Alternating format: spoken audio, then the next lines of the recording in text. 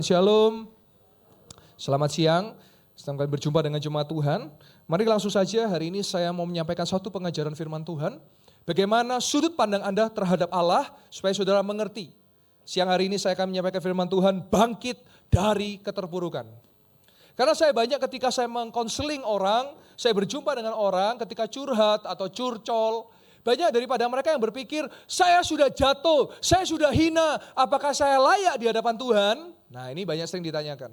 Maka dari itu siang hari ini saya menyampaikan satu pengajaran firman Tuhan dan kita akan belajar dari tokoh Alkitab supaya kita mengerti bagaimana kita di hadapan Tuhan. Nah, saudara, saya memulai dengan sebuah pertanyaan. Mengapa Alkitab dengan gamblang, dengan jelas mencatat kebobrokan atau aib dari banyak tokoh? Contoh, kita bisa melihat bagaimana raja-raja punya istri lebih daripada satu. Kita bisa melihat bagaimana raja-raja berzina. Kita bisa melihat bagaimana dosa itu ada. Saya kasih jawaban. Karena itulah manusia itu rapuh. Sekalipun dia raja, dia bisa jatuh dalam dosa, saudara. Saya tahu Raja Saul, bahkan dia memanggil dukun untuk memanggil roh, untuk memanggil arwah, saudara. Ketika roh Allah cabut daripada Saul, dia semakin hari semakin terpuruk. Lalu kenapa di perjanjian lama banyak mencatat dosa daripada tokoh-tokoh di Alkitab yang saudara dan saya kenal? Kenapa? Karena supaya saudara tahu, kalau Anda kompromi dengan dosa, akan mendatangkan cilaka dan petaka. Hari ini saya akan berkhotbah tentang seorang raja yang namanya Raja Daud. Dia jatuh dalam dosa, dia mengalami konsekuensi, tetapi kita akan melihat bagaimana Raja Daud bertobat. Sama-sama katakan bertobat. Saya rindu saudara hari ini, saudara hidup dalam namanya pertobatan. Saudara tahu enggak, setiap generasi yang melakukan dosa, kalau tidak hidup dalam pertobatan, itu bisa nurun ke bawahnya. Kita lihat ya, Raja Daud, dia melakukan dosa. Salomo, enggak kalah. Gundiknya 999, istrinya satu, saudara. Dan saudara tahu keturunannya Salomo namanya siapa? Rehabeam. Apa yang terjadi dengan Rehabeam? Karena Rehabeam, kerajaan Israel pecah jadi dua. Kita lihat sama-sama. Kalau Anda toleransi dengan dosa, Anda sedang membawa cilaka dan petaka dalam keluarga Anda. Nah, sekarang pertanyaan yang selanjutnya. Bagaimana posisi Allah ketika kita mengalami kejatuhan? Kalau kita jatuh dalam dosa, kalau kita melakukan dosa, posisi Allah gimana? Nah, saya jawab saudara. Yang pertama, posisinya akan ada konsekuensi atas setiap yang saudara lakukan. Akan ada yang namanya resiko dari segala yang saudara lakukan. Contoh, seorang yang pacaran, cium-ciuman, ambong-ambongan, cipok-cipokan, akhirnya hamil di luar nikah. Apa konsekuensinya? Ya pastinya akan jadi omongan orang. Kedua, akan terjadi sesuatu sanksi sosial. Apalagi saudara, ya itu dosa, hamil di luar nikah. Tetapi ada yang kedua posisi Allah, Allah memberikan pengampunan. Tetapi berjalan bersamaan dengan konsekuensi. Maksudnya apa? Ketika ada orang yang berdosa, pacaran, laki dengan perempuannya sama-sama melakukan hubungan, akhirnya hamil. Apa konsekuensinya? Ya, anak itu harus dilahirkan. Lalu setelah dilahirkan saudara, bagaimana pengampunan Tuhan? Tuhan tetap akan menjaga anak itu, melindungi anak itu sampai besarnya saudara. Nah itu yang namanya ada konsekuensi, ada pengampunan. Jadi sekarang saudara sebagai orang percaya, kalau mau melakukan sesuatu mikir dua kali. Mau nipu orang, jangan lupa. Anda kalau nipu orang ada konsekuensi, betul tidak? Apa konsekuensinya? Anda akan kena masalah hukum, satu. Yang kedua, orang gak bisa percaya sama Anda. Itu yang namanya konsekuensi. Tapi ada pengampunan, ada. Tuhan pasti mengampuni. Tapi konsekuensi gak bisa kita hindarkan. Saya kasih contoh lagi, paling mudah untuk sebelum kita akan mengupas dua pasal pada siang hari ini. Karena hari ini saya akan bawakan satu pengajaran, saya berharap saudara pulang gak keberatan, tapi saudara pulang mendapat keringanan. Karena saudara tahu bahwa kita punya Allah yang selalu menolong dan mengampuni saudara dan saya. Nah saudara, saya kasih contoh lagi. Saudara misalnya dikasih tahu orang tua, "Nyo, jangan lari di luar nanti jatuh." Terus si nyonya lari keluar, dia jatuh, kena dengkulnya. Nah kena dengkulnya apa yang terjadi saudara? Luka. Setelah luka ada apa saudara? Koreng. Yang dimana kadang-kadang belum kering udah keburu aja saudara, kelentek misalnya kayak gitu. Akhirnya ada bekasnya, betul? Nah sama. Ketika saudara melakukan segala sesuatu, selalu ada konsekuensinya. Gini saudara, kita sebagai orang percaya, saya kasih sesuatu lagi ya, supaya saudara dapat memahami dengan mudah. Misalnya saudara, diingatkan orang tua, ayo kalau naik motor keluar pakai helm ya. Nah saudara bisa memilih kan untuk nggak pakai helm atau pakai helm, betul nggak? Masing-masing punya konsekuensinya. Kalau saudara pakai helm berarti saudara tuh nurut dengan orang tua. Tapi kalau saudara nggak pakai helm, konsekuensinya apa? Dua, ditilang atau kalau kecelakaan kena tuh kepala. Apakah kalau begitu salahnya Tuhan? Kalau dengan sadar Anda melanggar peraturan, apakah itu salahnya Tuhan? Saya mengajak saudara untuk kita punya pemikiran rohani yang dewasa. Saudara tahu lampu merah, merah artinya apa? Oh, itu teorinya berhenti, tapi merah yang kita tahu gaspol, betul? Saudara tahu di perempatan ada warna merah, artinya supaya saudara tahu karena ada jalan yang lain yang sedang dibuka jalannya. Tapi seringkali waktu merah kita hajar aja, jebret, nabrak, apakah salahnya Tuhan? Nah, mulai bisa menangkap poin yang saya mau bagikan saudara? Artinya apa yang kita lakukan semua ada konsekuensinya. Mari sama-sama kita melihat dari sebuah kisah saudara di Alkitab tentang Raja Daud. Kita lihat sama-sama 2 Samuel 11 ayat yang ke-1 sampai 21. Kalau saudara baca di Alkitab cetak, saudara akan menemukan kisah ini tentang Daud dan Batsyeba. Saudara, cerita Daud dan Batsyeba ini bagi saya cerita kisah cinta, pengkhianatan yang paling kebacut yang ada di Alkitab. Bayangkan, seorang raja mengkhianati para juritnya dengan mengambil istrinya dan seorang istri mengkhianati suaminya yang mana suaminya adalah suami yang setia dan prajurit yang setia. Kita bisa bayangkan sama-sama saudara. Bagaimana kalau saudara jadi Uria melihat sang suami sedang berperang di lapangan, istrinya sedang bermain bahkan dengan rajanya sendiri. Mari kita lihat sama-sama, saya akan bacakan buat Anda. Pada pergantian tahun, pada waktu raja-raja biasanya maju berperang. Coba perhatikan, biasanya raja-raja maju. Harusnya waktu itu Daud maju.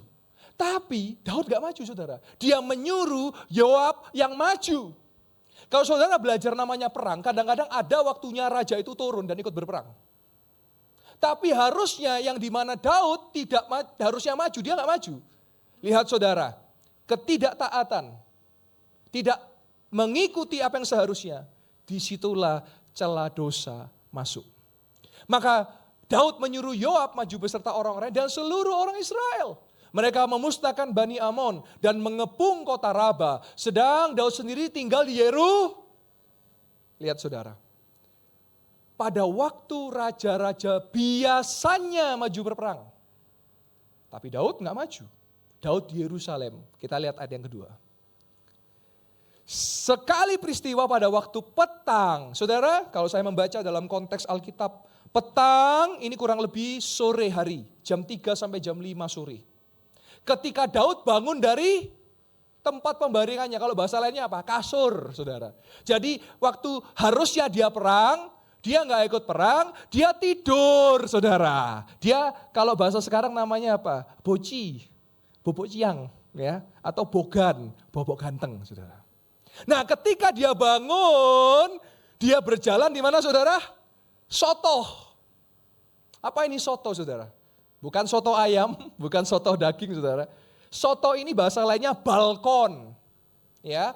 Jadi di mana itu atap dari istananya yang dia bisa melihat sekitar. Nah, di sini saudara, ketika dia harusnya perang, dia malah tidur, terus dia jalan di atas soto yang harusnya itu bukan waktunya, tapi dia lakukan itu. Sekali lagi saya ulangi, kalau saudara melakukan sesuatu yang salah, dosa itu efeknya bola salju. Dia nggak makin mengecil. Tahu bola salju saudara? Makin membesar, membesar, membesar, sampai besar. Nah, ketika dia di atas soto, dia melihat seorang perempuan sedang, lihat saudara, laki-laki jatuhnya dari mata. Makanya, coba yang bapak-bapak, shalom bapak-bapak, jaga matanya.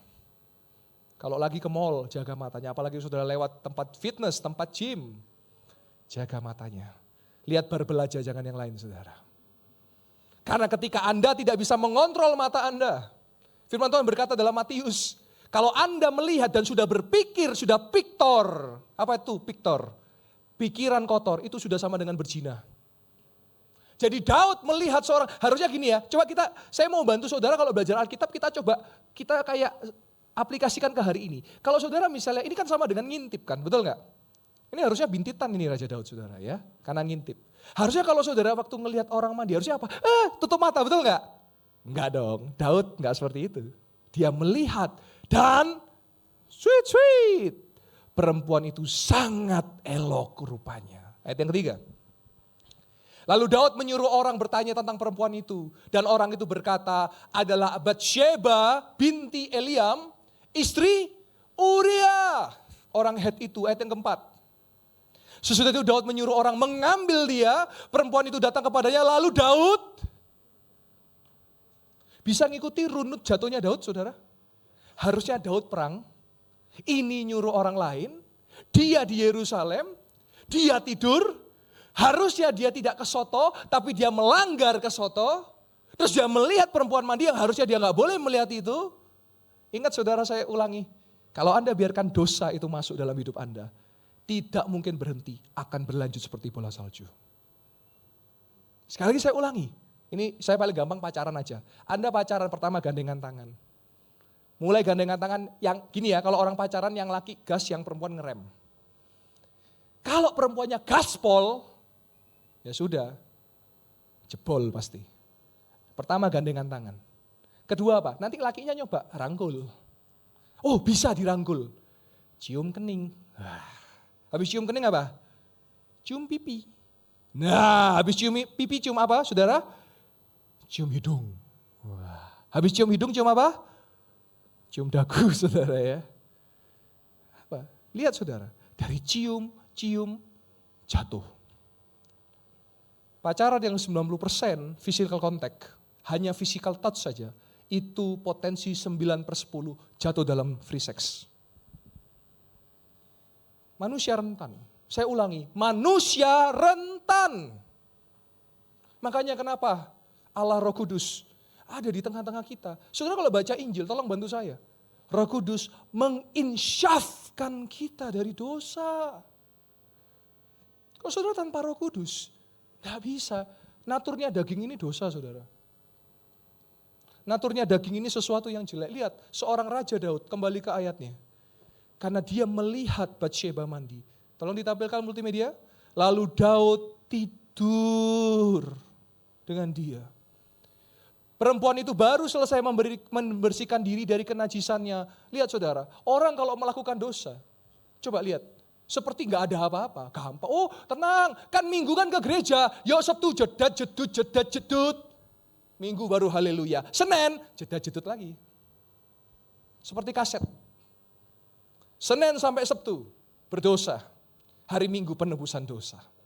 Apakah seperti itu yang kita mau kehidupan kekristenan kita? Lihat. Perempuan itu seperti gak ada apa-apa. Padahal dia habis tidur dengan orang yang bukan suaminya. Kemudian pulanglah perempuan itu ke rumahnya, ayat yang kelima dengan cepat. Lalu mengandunglah perempuan itu saudara. Luar biasa Daud ya. Gaspol langsung jadi saudara. Dan disuruhnya orang memberitahukan kepada Daud kalau, Mas, Pak, aku mengandung. Apa yang terjadi? Ayat yang ke-6. Daud gentar saudara. Dia sudah melakukan dosa dan benih dosa itu jadi saudara. Lalu kepada Yoab mengatakan, suruhlah Uria itu datang kepadaku. Maka Yoab menyuruh Uria menghadap Daud. Lihat saudara, kalau orang dosa merancangkan kejahatan. Kenapa Uria disuruh datang? Lihat ayat yang ke-7. Uria masuk menghadap Daud. Bertanyalah Daud tentang keadaan Yoab dan tentara dan keadaan perang. Ayat yang ke-8. Kemudian berkatalah Daud kepada Uria, kamu pulang Uria dan basuhlah kakimu. Ketika Uria keluar dari istana, maka orang menyusul dia dengan membawa hadiah raja. Ayat yang ke-9. Tetapi Uria membaringkan diri di depan pintu istana. Bersama-sama hamba tuannya dan tidak pergi ke rumah. Saudara tahu nggak cerita maksud ini? Jadi maksudnya Daud, Uria suruh pulang, suruh tidur sama Batsheba. Supaya nanti kalau hamil itu benihnya si Uria. Lihat saudara. Orang kalau berdosa, dia akan menutupi dosa dengan dosa. Ternyata Uria nggak pulang. Uria di mana? Nunggu di pintu istana, saudara. Saudara, saya baca ini, kesel saya sama Daud. Punya prajurit setia lah kok dihianati. Batsheba punya suami yang gentle, kok dihianati, saudara. Bisa mengikuti paparan firman Tuhan yang saya sampaikan? Supaya saudara paham, ngerti ini runtutannya. Ayat yang ke-10. Ayat 10. Diberitahukan kepada Daud, demikian Uria tidak pergi ke rumahnya. Lalu berkatalah Daud kepada Uria, bukankah engkau baru pulang dari perjalanan, mengapa engkau tidak ke rumahmu? Enggak pulang si Uria, Daud coba lagi, kamu harus pulang. Kan kamu harus ketemu istrimu, kamu kan harus tidur dengan istrimu. Kelihatannya Daud baik, betul ya. Padahal ternyata supaya apa yang dilakukan Daud tidak tercium atau diketahui oleh Uria. Ayat yang ke-11. Tetapi Uria berkata kepada Daud, Tabut serta orang Israel dan orang Yehuda diam dalam pondok. Juga tuanku Yoab dan hamba-hamba tuanku sendiri berkemah di padang. Masakah aku pulang ke rumahku untuk makan, minum dan tidur dengan istriku. Demi hidupmu dan demi nyawamu aku takkan melakukan itu. Uria setia, saudara. Dia gak mau pulang, kenapa? Karena ini masih perang. Dia gak mau rajanya kalah. Tapi dia tidak tahu, saudara. Bahkan mungkin sampai kematiannya dia nggak tahu kalau istrinya itu sudah melakukan perselingkuhan, saudara. Ayat 12. Kata Daud kepada Uria, tinggallah hari di sini, besok aku akan melepas engkau pergi. Jadi Uria tinggal di Yerusalem pada hari itu, keesokan harinya. Ayat 13. Daud memanggil dia untuk makan dan minum dengan dia, dan Daud membuatnya mabuk. Lihat saudara, cara pertama disuruh pulang. Supaya Uria tidur dengan istrinya, gak mempan, dibuat mabuk Uria. Pada waktu malam keluarlah Uria untuk berbaring tidur di tempat tidurnya bersama-sama hamba. Ia tidak pergi ke rumahnya. Saudara lihat betapa setia Uria. Saya baca ini saya emosi, saudara. Sungguh, rancangan jahat, padahal saudara lihat. Tuhan lindungi Uria, tapi tetap namanya rancangan jahat. Terus dilancarkan, terus kirim terus dari Daud untuk Uria. Kita lihat ayat 14. Paginya Daud menulis surat kepada Yoab dan mengirimkan dengan perantaran Uria, ayat 15. Ditulisnya dalam surat itu. Nah lihat saudara, ini ultinya saudara. Rancangan terakhirnya Raja Daud. Uria disuruh taruh paling depan, saudara. Istrinya diambil seperti itu. Nyawa Uria pun siap juga untuk diambil, saudara. Taruh paling depan, yang paling hebat.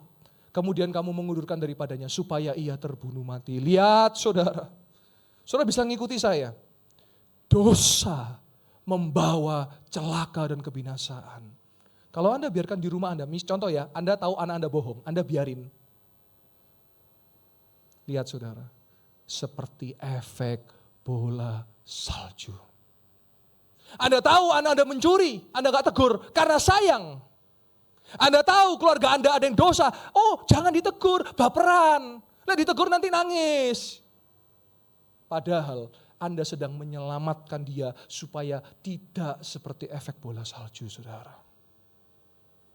Ayat 16. Pada waktu Yoab mengepung kota Raba, ia menyuruh Uria pergi ke tempat yang tidak diketahuinya. Ada lawan yang gagah perkasa, ayat 17. Ketika orang-orang kota itu keluar menyerang dan berperang melawan Yoab, maka gugurlah beberapa orang dari tentara, dari anak buah Daud, juga Uria orang Het itu mati.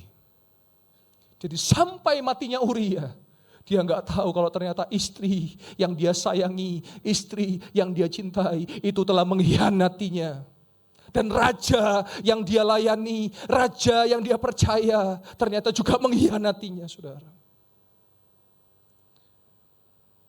17 ayat ini menulis kepada Anda, kalau Anda biarkan dosa itu ada, saudara, membawa binasa. Ayat 18. Kemudian Yoab menyuruh orang memberitahukan kepada Daud jalan pertempuran itu. Ayat 19. Ia memberitakan kepada suruhan itu, demikian jika engkau sudah selesai mengabarkan jalannya pertempuran itu kepada raja. Lanjutnya. Dan jikalau raja menjadi geram dan berkata kepadamu, mengapa kamu demikian dekat ke kota itu untuk berperang? Tidakkah kamu tahu bahwa ada orang akan memanah dari atas tembok? Ayat 21.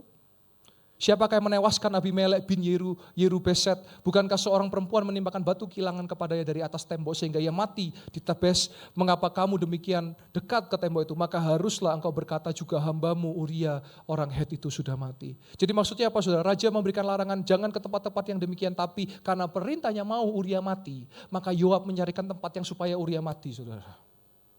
Lihat, ini dosa struktural, saudara. Dosa struktural. Ayat 22. Ayat 22. Lalu pergilah suruhan itu dan sesampai memberitahukan kepada Daud segala yang diperintahkan Yoab kepadanya. Ayat 23. Suruhan itu berkata kepada Daud, orang-orang itu lebih kuat daripada kami dan keluar menyerang kami di padang, tetapi kami mendesak mereka kembali sampai ke lubang pintu gerbang. Ayat 24. Pada waktu itu pemanah-pemanah menembak kepada hamba-hambamu dari atas tembok, sehingga beberapa dari hamba raja mati, juga hambamu Uria. Ditulis lagi kedua kali. Uria, orang Het itu, sudah mati. Ayat 25. Kemudian berkatalah Daud kepada suruhan itu, beginilah kau katakan kepada Yoab, janganlah sebal hatimu karena perkara ini, sebab sudah biasa pedang makan orang ini atau orang itu. Sebab itu perhebatlah seranganmu terhadap kota itu dan runtuhkanlah itu, demikian kau harus kuatkan hatinya. Lihat saudara, dosa yang struktural ditabrak semuanya akhirnya saudara. Kalau kita biarkan dosa itu berkembang, maka binasa dan celaka sedang mengintip di balik pintu. Mari kita melihat ayat kesukaan kita semua, ayat terakhir. Konsekuensi akan dihadapi oleh Daud. Kita akan lihat di pasal berikutnya, konsekuensi apa yang akan dihadapi Daud. Tapi ternyata di satu sisi Tuhan memberikan pengampunan kepada Daud selagi ada konsekuensi yang harus dihadapi olehnya. Kita lihat 2 Samuel 12 ayat yang ke-1 sampai yang ke-21. 2 Samuel 12 ayat yang ke-1 sampai 20. Ya. Tuhan mengutus Nathan kepada Daud, ia datang kepada Daud dan berkata kepadanya, ada 2 orang dalam suatu kolam, yang seorang kaya dan yang lain miskin. Ini Nabi Nathan, ayat yang kedua. Si kaya mempunyai sangat banyak kambing domba dan lembu sapi, ayat yang ketiga. Si miskin tidak mempunyai apa-apa, selain dari seekor anak domba betina yang kecil, yang dibeli dan peliharaannya. Anak domba itu menjadi besar padanya bersama-sama dengan anak-anaknya, makan dari suapnya, dan minum dari pialanya, dan tidur di pangkuannya, seperti seorang perempuan baginya. Ayat 4. Pada suatu waktu orang kaya itu mendapat tamu, dan ia merasa sayang mengambil seekor dari kambing dombanya atau lembunya untuk memasakkan bagi pengembara yang datang kepadanya itu. Jadi ia mengambil anak domba betina kepunyaan si miskin itu, dan memasaknya bagi orang yang datang kepadanya itu. Ayat yang kelima. Lalu Daud menjadi sangat marah karena orang itu, dan berkata kepada Nathan, demi Tuhan yang hidup, orang yang melakukan itu harus dihukum mati. Saudara tahu enggak, apa awkwardnya ini, apa yang lucunya ini, apa yang canggungnya ini saudara. Nathan lagi ngomongin Raja Daud saudara. Dia sedang memberikan pesan dari Tuhan untuk Daud. Kalau itu kamu yang melakukan, tapi Daud, makanya saudara sering nggak ya, ada orang salah nggak merasa salah, merasa benar, playing victim. Banyak saudara. Nggak mau salah, nyalakan yang lain, dan merasa benar. Daud sedang melakukan itu saudara. Ayat yang ke-6. Dan anak domba betina itu harus dibayar gantinya 4 kali lipat karena ia telah melakukan hal itu dan oleh karena ia tidak kenal belas kasihan. Ayat ke-7. Kemudian berkatalah Nathan kepada Daud, engkaulah orang itu. Nathan berkata, itu kamu, koweku, itu Anda. Beginilah firman Tuhan Allah Israel, akulah yang mengurapi engkau menjadi raja atas Israel dan akulah yang melepaskan engkau dari tangan Saul. Ayat yang ke-8. Telah aku berikan isi rumah Tuhanmu kepadamu dan istri-istri Tuhanmu ke dalam pangkuanmu. Aku telah memberikan kepadamu kaum Israel dan Yehuda. Dan seandainya itu belum cukup, tentu ku tambah lagi ini dan itu kepadamu. Jadi Tuhan mengatakan kepada Daud, kamu tuh kurang opo sih? Semua itu tak turuti, tak tambah no. Daerah tak tambah no, kok sih tetap aja ngambil istrinya orang. Makanya saudara jangan heran, di 10 perintah Allah bagi bangsa Israel dituliskan apa? Jangan mengingini istri orang lain. Lihat saudara, ayat yang ke-9. Mengapa engkau menghina Tuhan dengan melakukan apa yang jahat di matanya? Uria orang Het itu, kau biarkan ditewaskan dengan pedang, istrinya kau ambil menjadi istrimu dan dia sendiri telah kau biarkan dibunuh oleh pedang Bani Amon. Ayat yang ke-10. Oleh sebab itu pedang tidak akan menyingkir dari keturunan. Melihat konsekuensi. Saudara lihat ya konsekuensinya. Nanti keturunannya Daud dari Salomo itu nanti pada perang. Yaitu jadi 2 kerajaan. Sampai selamanya karena engkau telah menghina aku dan mengambil istri Uria. Orang lihat saudara. Bagaimana Allah memuliakan Uria. Ditulis berkali-kali Uria orang Het. Uria orang Het saudara. Bisa bayangkan gak saudara, bagaimana kesetiaan Uria dihianati dan sampai matinya Uria, dia gak tahu loh saudara. Karena dia gak pulang ke rumah sampai mati saudara. Untuk menjadi, Batsheba untuk menjadi istri Daud, ayat yang ke-11. Beginilah firman Tuhan, bahwasanya malapetaka akan kutimpakan ke atasmu saudara. Ayat ini cukup dalam. Yang datang dan kaum keluargamu sendiri, dan Tuhan berkata apa? Akan mengambil istri-istrinya, karena Daud punya banyak istri saudara. Dan apa saudara? Di depan mata Daud nanti istrinya akan diberikan orang lain dan tidur di siang hari dengan orang lain. Dan apa? Ayat 12 dikatakan apa saudara? Ayat 12. Dan kalau engkau melakukannya tersembunyi, nanti yang hukumannya disaksikan banyak orang saudara. Wow. Makanya saya ingatkan saudara, Anda kalau tetap senang melakukan dosa, jangan menyalahkan Tuhan kalau ada konsekuensi yang saudara akan hadapi, saudara. Dia Allah yang adil. Begitu sebaliknya. Kalau Anda orang benar, ada orang mau fitnah Anda, ada orang mau jatuhkan Anda, Dia Allah yang setia, Allah yang adil. Pasti bela saudara. Yang percaya boleh katakan amin. Lihat saudara. Tapi saudara, di sini saya percaya bahwa Tuhan yang kita sembah, Allah yang kita sembah, Dia itu dinamis. Dia punya hati yang mau mengampuni. Nah ayat 13 lanjut. Lalu berkatalah Daud, nah ini loh saudara. Saudara hari ini percaya enggak kalau dari mimbar yang kudus dan suci ini, Tuhan mau berbicara buat engkau. Kalau hari ini saya berkhotbah dengan keras, saya bicara pertobatan, berarti Tuhan mau untuk engkau bertobat. Di mimbar ini pun juga sama, kalau engkau datang kelemahan, datang dengan segala masalah, berarti di mimbar ini juga Tuhan mau menguatkan engkau dan memberikan jalan keluar. Jadi saudara, kita belajar dari Daud, ketika Nabi Nathan, dia seorang nabi sama raja, jauh levelnya. Tapi Daud, dia rendah hati, dia tahu dia salah, dia sujud kepada Tuhan, aku dosa. Saudara, Tuhan bisa bicara banyak cara. Tuhan bisa bicara melalui hamba Tuhan, pendeta, gembala. Tuhan bisa bicara melalui orang tua Anda. Tuhan bisa bicara melalui anak Anda. Tuhan bisa bicara melalui keluarga, sanak, saudara, kerabat Anda. Kalau ada sesuatu yang mereka ingatkan, Pak, ojo gitu Pak. Terus Anda jawab, konsek cilik meneng wae. Jangan salahkan. Kalau ada konsekuensi negatif yang akan didapat. Karena Tuhan bicara melalui keluarga Anda. Nah Daud saudara, ketika dia ditegur melalui Nabi Nathan, dia gak marah, dia gak bilang, Nabi Nathan lu siapa lu? Gue raja hebat, Saul beribu-ribu, gue berlaksa-laksa. Tapi Daud tidak begitu.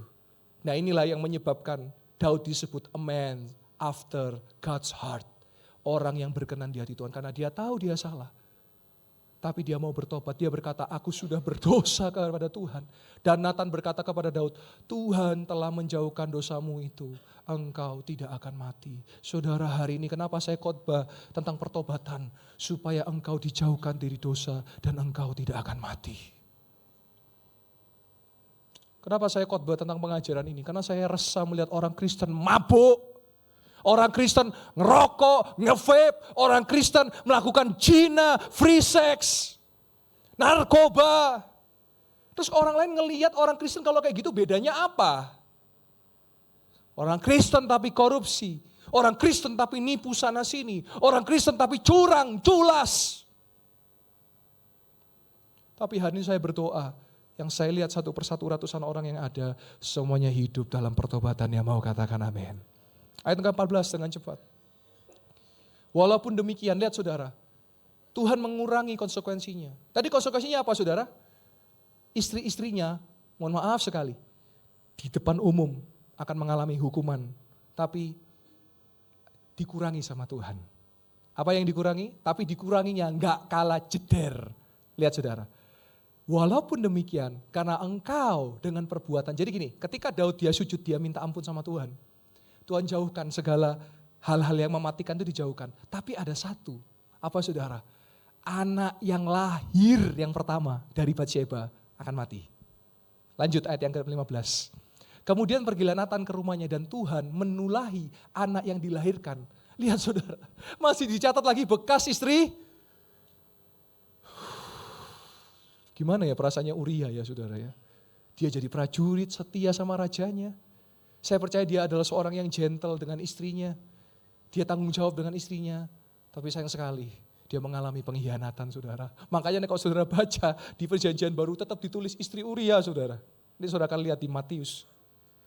Bagaimana istri Uria bagi Daud sehingga sakit, ayat 16. Lalu Daud memohon kepada Allah oleh karena anak itu. Ia berpuasa dengan tekun dan apabila ia masuk ke dalam semalam-malaman itu, ia berbaring di tanah. Lihat saudara, orang kalau sudah kepepet, perhatikan, ternyata sejak ribuan tahun yang lalu sama. Orang kalau kepepet, jadi rajin ke gereja, doanya jadi kenceng, puasa terus, bahkan sampai berbaring-baring, guling-guling di tanah. Lihat, karena dia kepingin anaknya gak mati, saudara. Padahal Tuhan sudah tetapkan anaknya akan mati yang pertama. Ayat 17.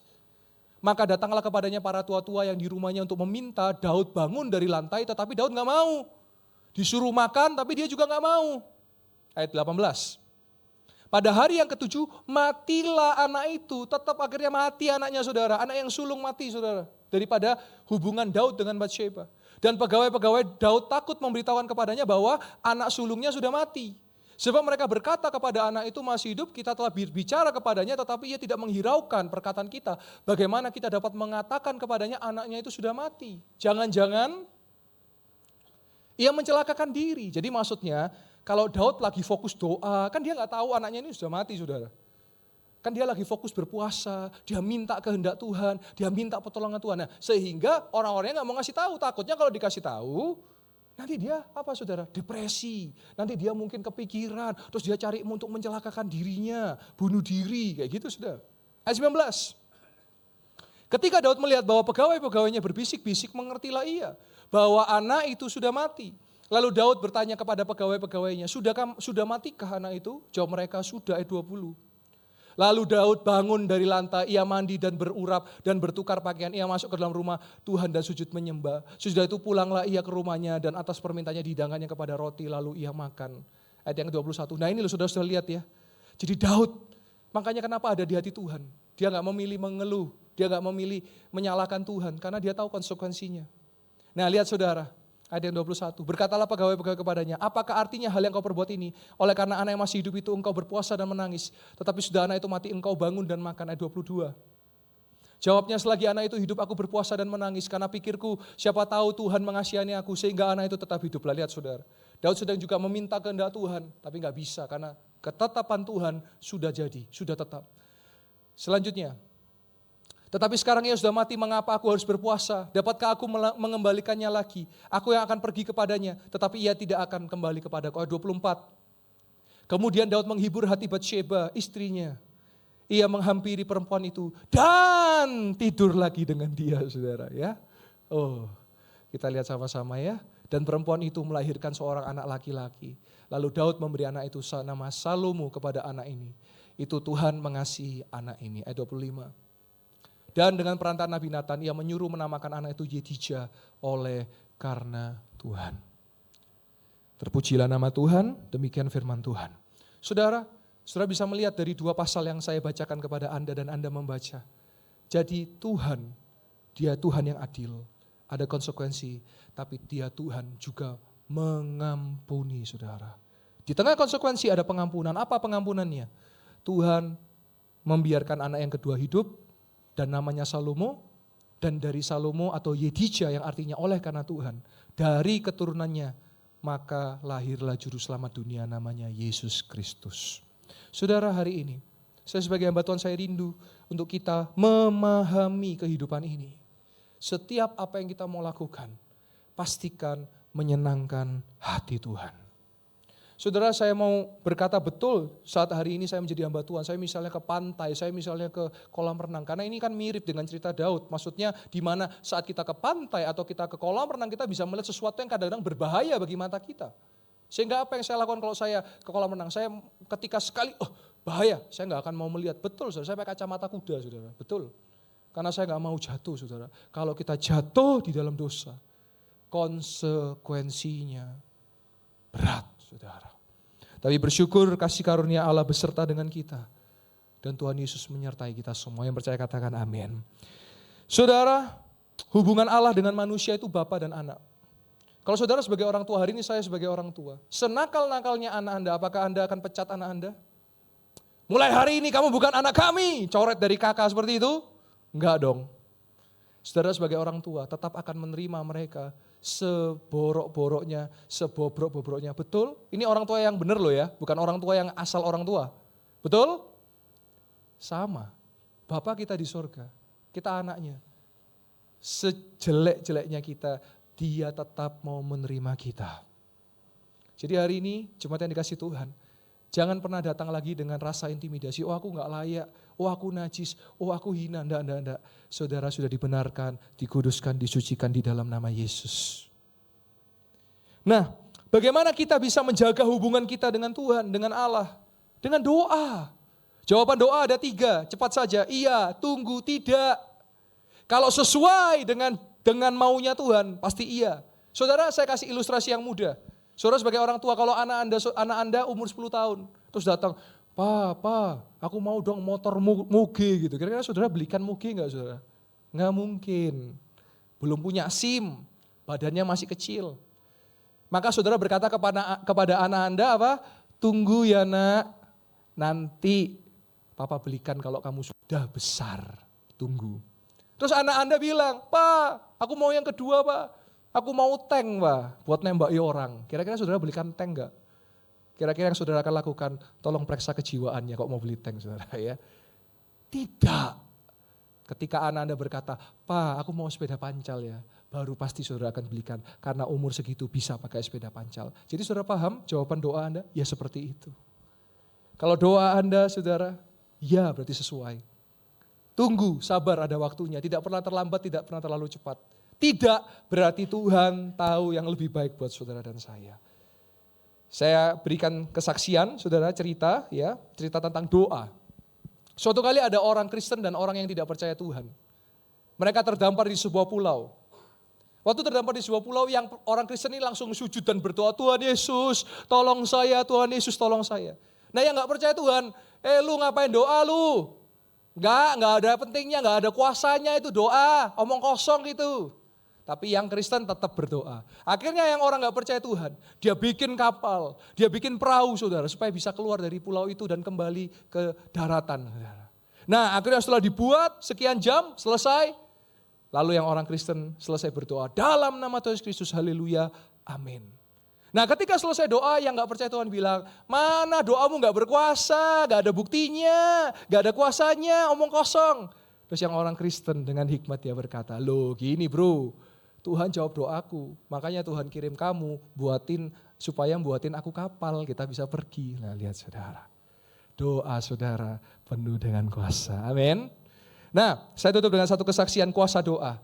Saya mendoakan seorang opa, saya panggil beliau namanya Kungkung ya. Jadi beliau ini adalah orang tua dari pelayan Tuhan di tempat ini namanya Pak Andri.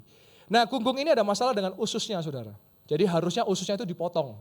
Karena ada masalah mungkin penyumbatan atau mungkin buntu ya, sehingga harus dipotong.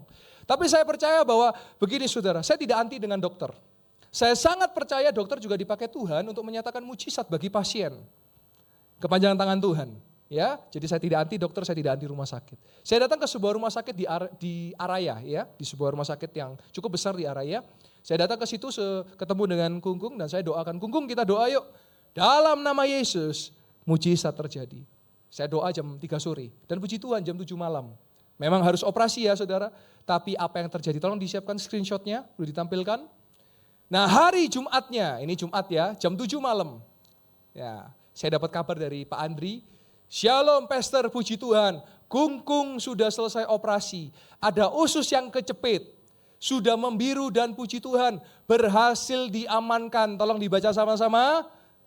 Tidak perlu. Kasih tepuk tangan yang meriah buat Tuhan Yesus. Harusnya dipotong saudara. Tapi Tuhan Yesus baik sehingga gak perlu dipotong.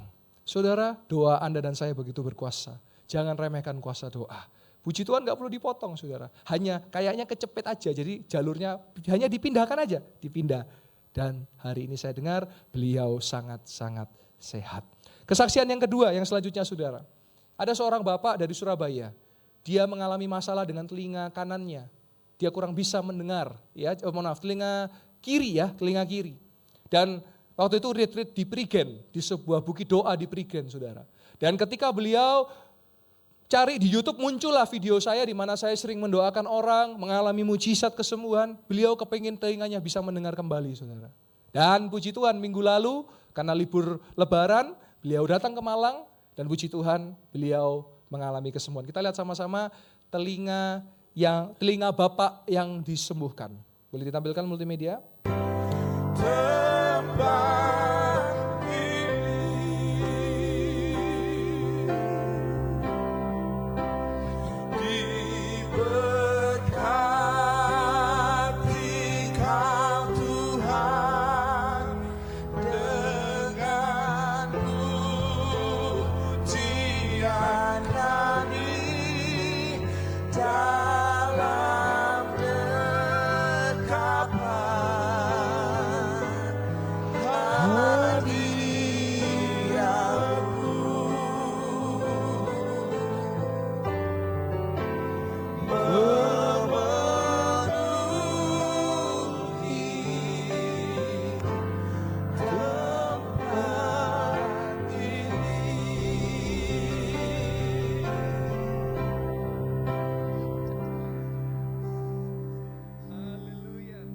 Haleluya.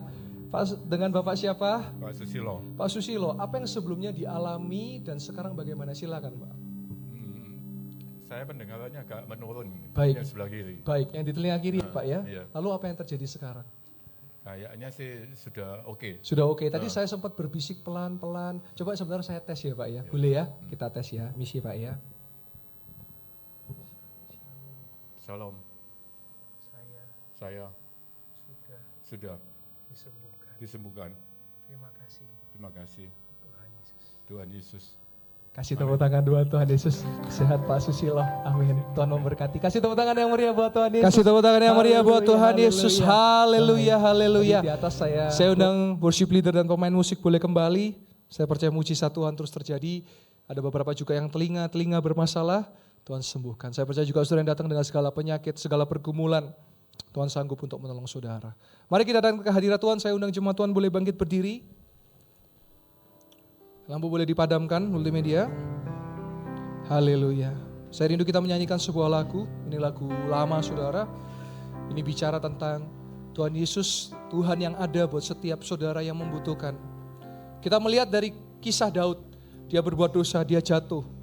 Tapi dia bangkit dari keterpurukan. Saya tidak tahu apa yang saudara sedang alami hari-hari ini. Mungkin saudara sedang mengalami satu perkara-perkara.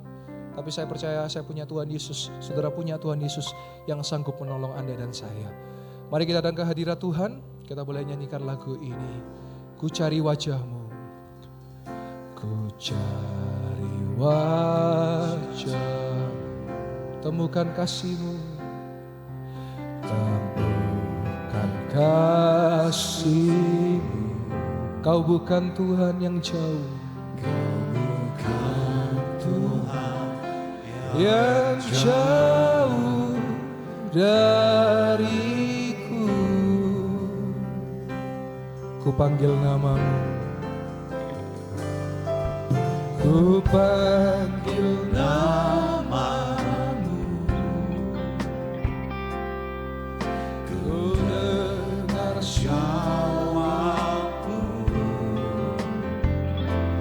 Kau Tuhan yang selalu dengar seruan hatiku. Sungguh indah Kau Tuhan, sungguh indah Kau Tuhan. Penuh kasih dan sayang, penuh kasih dan sayang. Kau tempat penghiburan, Kau tempat penghiburan bagi setiap hati yang terluka. Sungguh indah Kau Tuhan.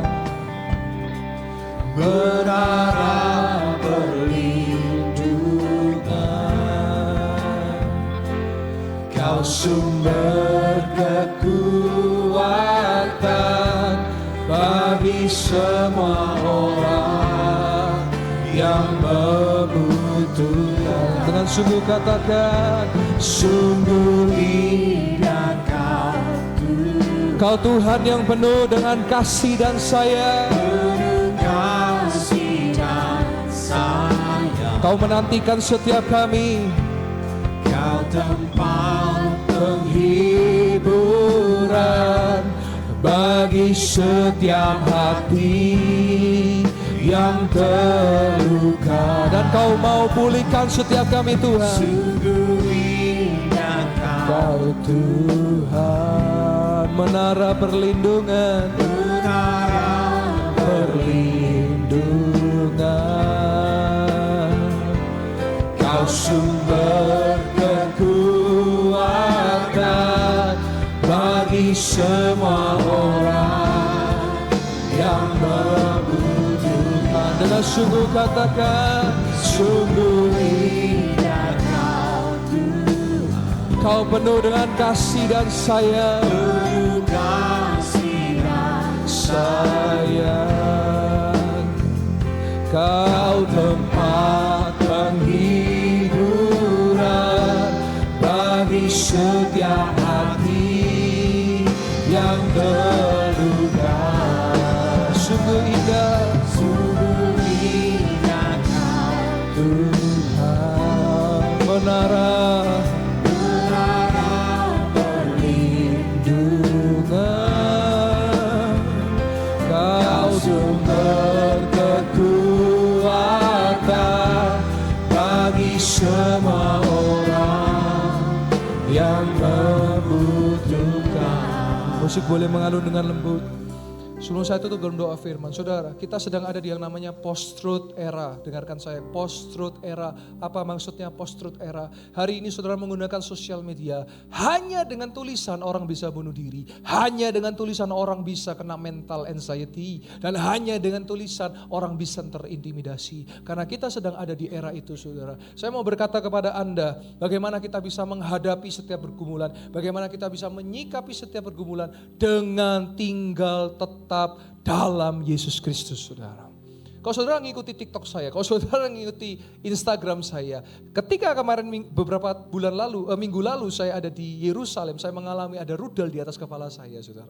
Dan itu ada banyak tulisan yang berkata, mending mati aja di sana, mending mati di situ, gak usah pulang, biar mati semuanya di situ. Lihat saudara, manusia sekarang sebegitu gilanya, saudara. Tapi apakah itu mengganggu kami? Tidak. Karena kami gak pedulikan setiap tulisan itu. Yang kami pedulikan adalah firman dan perkataan Tuhan Yesus dalam hidup kami. Sama, saya juga katakan, saudara boleh lihat di TikTok, Instagram saya, wake head comment ini banyak, saudara. Banyak tulisan-tulisan yang jelek, banyak tulisan-tulisan yang buruk. Tapi gak mengurungkan niat saya untuk terus mengabarkan firman Tuhan dan kebenaran. Kenapa? Karena saya gak hidup dari tulisan orang, saya hidup dari apa perkataan dan firman Tuhan dalam hidup saya. Nah hari ini, saya mau katakan, gereja ada buat saudara. Kami hadir buat saudara. Beberapa hari yang lalu saya mendengar berita, ada 2 orang yang melakukan bunuh diri. Satu ada di jauh sana, ada di luar pulau, di sebuah plaza. Dan satu ada di dekat kita, di apartemen di seberang sana, saudara. Saudara, lihat, beban yang begitu berat. Makanya Alkitab tidak pernah salah. Matius 11 ayat 28 sampai 29, 30. Mari datang kepada Yesus yang letih lesu dan berbeban berat. Engkau akan diberikan kelegaan. Gereja hadir, telinga kami siap mendengar. Saudara cerita aja, buang semua yang jelek, buang semua racun. Karena hidup Anda dan saya berharga di hadapan Tuhan. Bunuh diri bukan solusi ya, bunuh diri bukan jalan keluar. Jalan keluarnya adalah kita datang kepada Yesus dan Dia akan menolong menyelesaikan setiap apa yang pergumulan kita. Amin. Saya akan berdoa buat saudara, aminkan perkataan setiap doa yang saya ucapkan. Saya percaya mujizat itu masih terjadi di tempat ini. Sebab ini adalah gereja mujizat, adalah gereja iman, gereja yang Tuhan Yesus hadir di tengah-tengah kita. Aminkan perkataan doa saya dengan kuat dan lantang. Yang sakit sudah disembuhkan, yang lemah sudah dikuatkan, yang sedih sudah dihiburkan, yang berkekurangan sudah diberkati berlimpah-limpah, yang sedang ditipu dengan orang, Tuhan pasti mengembalikan dengan berlipat kali ganda. Yang sedang mengalami masalah utang piutang, Tuhan Yesus pasti menyertai sampai lunasnya. Yang sedang mencari pekerjaan, Tuhan menyediakan pekerjaan yang terbaik. Tuhan yang sedang mencari pasangan hidup, Tuhan menyediakan pasangan hidup yang terbaik. dan yang sedang menantikan keturunan, Tuhan sudah membuka buah kandungan dan memberikan kesuburan dan memberikan keturunan ilahi bagi engkau. Terima kasih Tuhan, kami percaya sampai titik ini di tempat ini mujizat masih terjadi di dalam nama Yesus. Dan jemaat Tuhan yang percaya, di dalam nama Tuhan Yesus Kristus, sama-sama kita boleh berkata, amin. Sebelum dulu kasih tepuk tangan yang meriah buat Tuhan Yesus, silakan kembali duduk. Haleluya.